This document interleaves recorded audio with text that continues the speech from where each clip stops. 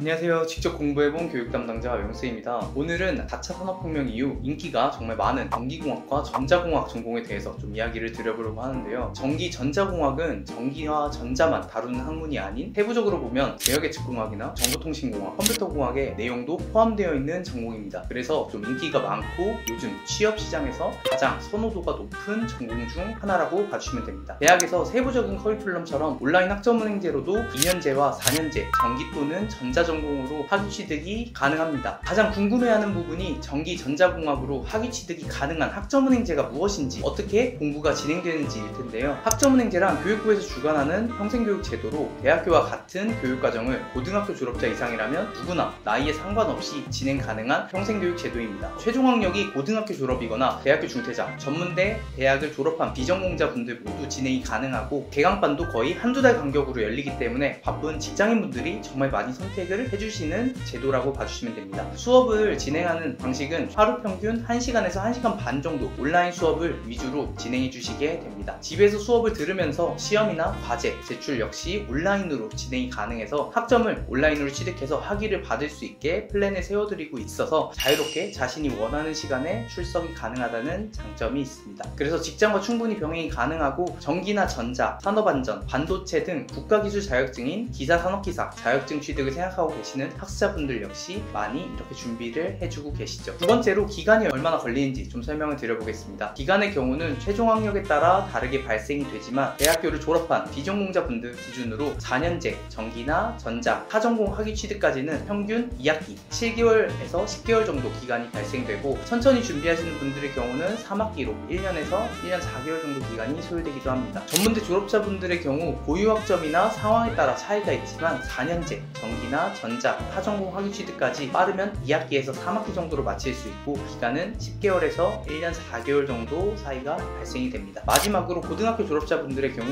고유학점과 자격증이 없다면 4학기에서 5학기를 최소 기간으로 잡고 보통 2년에서 2년 4개월 정도 최소 기간을 좀 생각해 주시면 되는데요. 2년제 학위 취득 과정으로도 준비가 가능하기 때문에 이건 전문가와 원하는 과정을 정확히 상담을 받아보고 기간을 설정해서 진행하시는 게 좋습니다. 그리고 상담에는 비용이 발생되지 않으니 상황에 맞게 준비하시는 게 매우 중요하다고 설명드릴 수 있을 것 같습니다. 마지막으로 전공 선택 꿀팁에 대해서 좀 설명을 드리겠습니다. 전기나 전자 두 가지 전공 중 고민 중이시라면 차이점을 알고 선택을 해주시는 게 좋습니다. 오늘은 학점은행제로 좀 전기와 전자 전공에 대해 설명 중이니 학점은행제로 두 전공에 대해 좀 고민 중이라면 전자과보다는 전기과로 준비가 훨씬 편합니다. 이유는 첫 번째, 전기 전공 수업의 경우 100% 온라인 개설 과목이 많아서 직장 다니는 분들이 진행하기에 매우 수월하고, 두 번째로 취득하기 수월한 전공 자격증이 있기 때문에 전기과의 유일한 단점인 전공 필수 과목에 정기회로 실험 1이라는 수업료가 높은 오프라인 과목을 취득하기 수월한 전공 자격증을 대체한다면 수업 대신 자격증 취득으로 해당 과목 수강을 안 할 수 있기 때문에 비용도 절감할 수 있어서 이런 꿀팁만 알고 진행하신다면 비전공자분들은 전기 전공으로 선택해서 수업 진행을 했을 때